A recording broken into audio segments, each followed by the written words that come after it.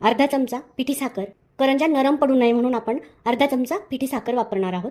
आता हे आपण सगळं मिक्स करून घेऊया। 4 मोठे चमचे साजूक तूप किंवा तेल घेऊ शकतात।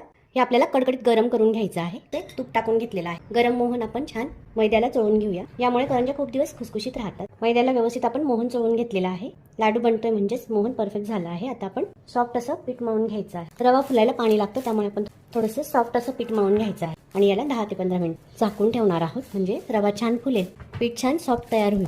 ओल्या कपड्याने पीठ आपण 15 मिनिटं झाकून ठेवणार आहोत। लाटून झाली आहे। आता आपण करंजी भरून घेऊया।